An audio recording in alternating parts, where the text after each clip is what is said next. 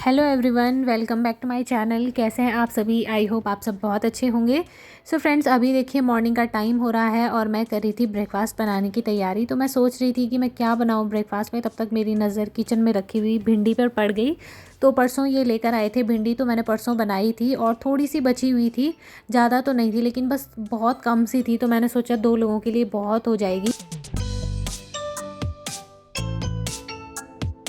तो जैसे ही मैं सब्ज़ी को कट करने लगी तो उसके बाद भिंडी में से कुछ भिंडी तो ख़राब निकली, क्योंकि कुछ बहुत ही ज़्यादा वो हो गई थी, पक्की सी हो गई थी। तो इसलिए उनकी सब्ज़ी तो नहीं बनने वाली थी, तो मैंने उनको फिर फेंक दिया। तो बस अभी यहाँ पर भिंडी कट कर रही हूँ और उसके बाद जो है फटाफट से ब्रेकफास्ट बना लूँगी।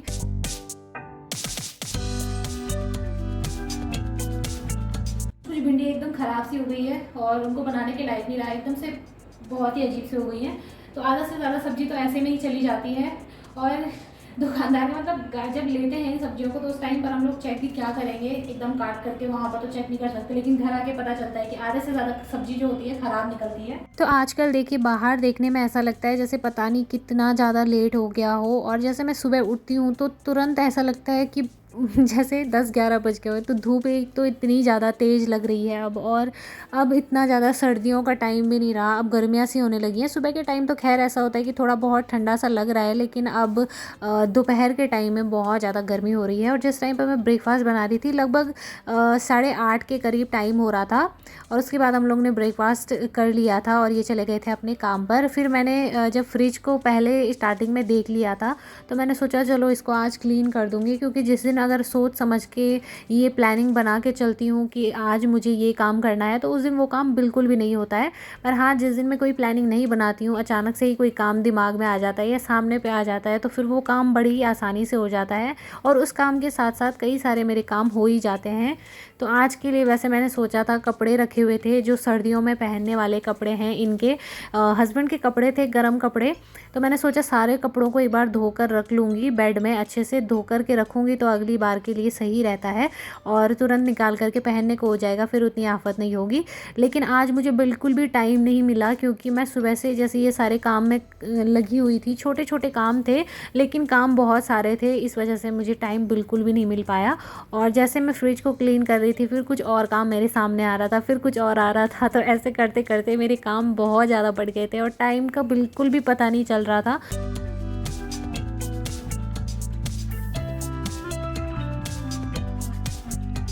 तो इस फ्रिज का तो ये रहता है कि जैसे यहीं पर है, किचन के बगल पे ही है, तो ये भी आते हैं और कुछ भी चीज़ कट करेंगे तो फ्रिज के ऊपर ही रख देते हैं। कोई भी खाने पीने की चीज़ें हो गया तो ला करके सीधे ऊपर ही इसके रख देते हैं। कुछ सब्ज़ी लेकर आते हैं तो उससे धूल मिट्टी वगैरह सब इस फ्रिज पर ही लग जाते हैं। तो मैं इनसे बार बार बोलती भी हूँ कि इसके ऊपर मत रखा करो कोई भी चीज़ें, लेकिन इनका ये नहीं मानते हैं। जो भी चीज़ें लाते हैं तुरंत इसके ऊपर रख देते हैं। अभी देखा होगा आपने, इसके ऊपर पुदीना पड़ा हुआ था, तो वो पुदीना भी मैंने अलग से रख दिया है। और इस फ्रिज पर दाग बहुत ज़्यादा जल्दी लग जाते हैं, तुरंत इस पर हाथ के निशान लगते हैं, और जैसे बाहर से धूप पड़ती है तो इस पर बहुत ही ज़्यादा दिखते हैं और हाथ के निशान अच्छे नहीं लगते। इसलिए इसको कितना ही क्लीन करके रखो लेकिन फिर से इस पर हाथ के निशान पड़ ही जाते हैं। तो बाहर की साइड से मैं इसको डेली ही क्लीन करती रहती हूँ, गीले कपड़े से या कभी कॉलिन से कर लेती हूँ। आजकल खैर कॉलिन ख़त्म हो गया है तो मैं गीले कपड़े से ही कर रही हूँ इसको साफ़। तो बस सफाई हो गई है और अब इसका सामान इसमें रख दूँगी। और जैसे ही मेरी नज़र बगल वाले ड्रम में पड़ी, तो ड्रम का ये जो ढक्कन था ये भी गंदा सा हो रहा था, इस पर भी धूल मिट्टी वगैरह लग रही थी। तो वैसे जब भी ये चावल का ड्रम है और ये खाली होता था तो मैं इसको वॉश कर लेती थी, लेकिन आजकल ऐसा है कि हम लोग बहुत ही कम चावल खा रहे हैं, तो इसलिए वो चावल ख़त्म ही नहीं हो रहे हैं। उनको 2-3 महीने हो गए हैं, आजकल हमारी रोटियां ही बनती है। और ऐसा कुछ है नहीं कि हम किसी एक टाइम पर चावल बनाते हों तो चावलों का इस्तेमाल भी हो जाए। तो जब इस्तेमाल ही नहीं होगा तो वो ख़त्म कहाँ से होंगे। तो चावल बहुत ज़्यादा हैं अभी बचे हुए, तो उनको मैंने निकाल करके फिर मैं उनको साफ़ नहीं कर सकती थी उस ड्रम को, क्योंकि बहुत भारी होता है, इसलिए मेरे बस की तो नहीं थी उसको उठाना। एकदम फुल बना हुआ है वो, और इसलिए मैंने इसके ऊपर का ढक्कन हटा लिया और इसको ही धो करके रख दिया कि चलो ये बाहर से थोड़ा सा अच्छा तो लगेगा, और अंदर से बाद में जब वो ख़त्म हो जाएंगे चावल तो मैं उनको उस ड्रम को भी धो करके रख लूँगी। और उसके बाद मैंने ये कपड़े धोए थे कल, तो ये सूख गए थे, बहुत ही अच्छे तरीके से सूख गए थे, लेकिन मैंने फिर भी इनको थोड़ी देर धूप में रहने दिया कि अच्छा लगता है जब एकदम से तेज़ धूप में कपड़े रहते हैं, एकदम साफ़ हो जाते हैं और फिर मैं इनको संभाल करके रख देती हूँ, तो मुझे काफ़ी अच्छा लगता है। एकदम ठंडे जैसे थोड़ा सा हल्के से भीगे भीगे भी रहते हैं ना, तो अच्छा नहीं लगता। तो बस यहाँ पर सारे कपड़े अच्छे से सूख गए थे, तो मैं इनको अंदर लेकर के आ गई थी। और उसके बाद हमारी मॉर्निंग के टाइम पे बस हल्की फुल्की प्लानिंग ही चल रही थी कि आज हम मंदिर जाएंगे, और पूरा फिक्स नहीं था, पर वही कहते हैं कि माता रानी का जब बुलावा आता है तो हमारी कोई मर्ज़ी नहीं चलती है, उनकी ही मर्ज़ी चलती है। तो इसलिए मेरे काम फटाफट से मैं निपटा रही थी, ताकि अगर जाना भी हो तो कोई लेट ना हो और मैं टाइम से तैयार हो जाऊँ। Hi everyone, welcome back to my channel. कैसे हैं आप सभी? आई होप आप सब बहुत अच्छे होंगे। सो फ्रेंड्स, आज सुबह मॉर्निंग के टाइम पे हम लोग की एक प्लानिंग बनी कि हमें जाना था मंदिर, और मेरे हस्बैंड के जो फ्रेंड हैं उन्होंने बोला कि हम सब लोग मंदिर चलते हैं, लेकिन बिल्कुल पक्की वाली प्लानिंग नहीं हुई थी कि जाएंगे। पर अभी थोड़ी देर पहले इनका कॉल आया है कि 11 बजे तक बिल्कुल तैयार रहना है, क्योंकि हम लोग मंदिर जाएंगे और साथ में मेरे मम्मी पापा भी चल रहे हैं हमारे साथ, तो सभी लोग मंदिर हो आएंगे। तो वो कहते हैं ना कि जब तक माता रानी का बुलावा नहीं आता है तब तक हम लोग जा नहीं सकते, और सच में आज माता रानी का बुलावा आया है तो हमें उनके दर्शन करने का मौका मिला है। और बहुत ही जाना माना मंदिर है, काली माता का मंदिर है, बहुत ही प्रसिद्ध मंदिर है। मैं वहाँ जा के आपको पूरी वीडियो दिखाऊंगी और आप लोग भी दर्शन कर लेना।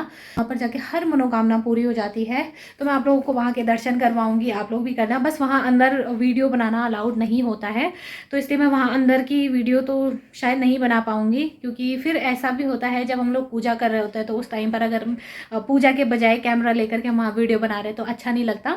तो अंदर सिर्फ पूजा करते हैं और पूजा के टाइम पे वीडियो शायद ना बनाया जाए, लेकिन मैं आपको मंदिर के दर्शन ज़रूर करवा दूंगी। तो चलिए अभी मैं तैयार होती हूँ फटाफट से, क्योंकि बिल्कुल भी टाइम नहीं है, सिर्फ 1 घंटे का टाइम इन्होंने दिया है और 1 घंटे में क्या तैयार होंगे, कपड़े ढूंढने पड़ेंगे फटाफट से, क्योंकि मैंने सारे कपड़े पैक करके बेड में डाले हुए थे, तो कपड़े निकालूंगी फटाफट।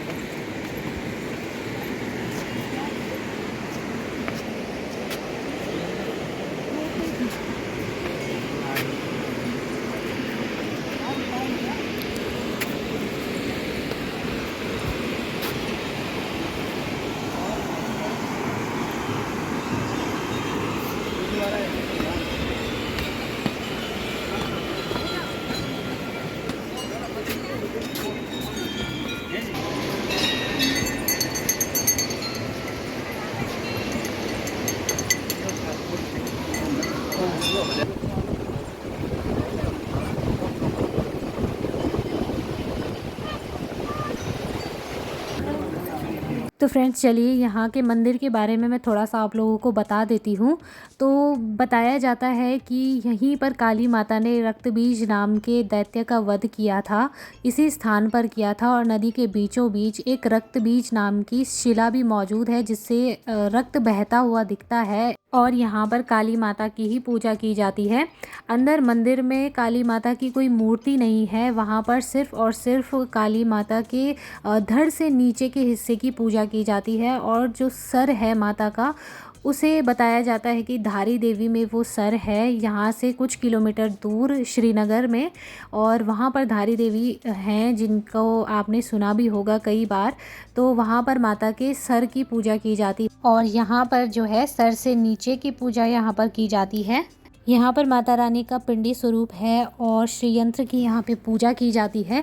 तो यहाँ पर अलग अलग मान्यताएं हैं, एक कथा एक कहानी दूसरी भी है। फिर कभी मुझे मौका मिला तो मैं आप लोगों को ज़रूर बताऊंगी।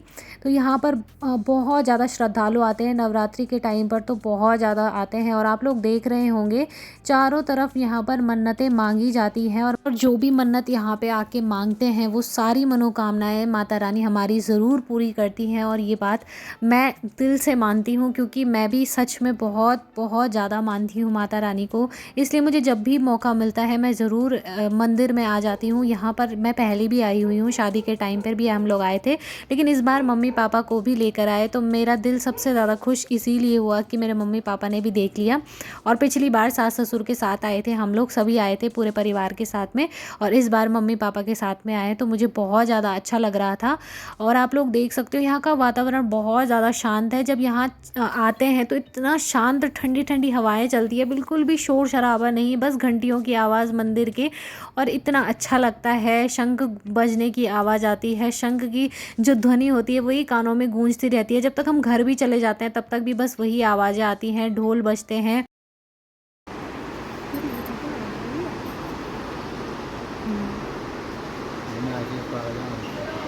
तो ये जो नदी आप लोग देख रहे हैं ये आती है केदारनाथ से, और मंदिर के दर्शन करने के बाद बहुत ज़्यादा अच्छा लगा हम सभी को। हम सभी का दिल एकदम खुश हो गया था कि नवरात्रे के टाइम पर हम लोगों ने मंदिर के दर्शन कर लिए, बस इससे बड़ी बात और क्या हो सकती है।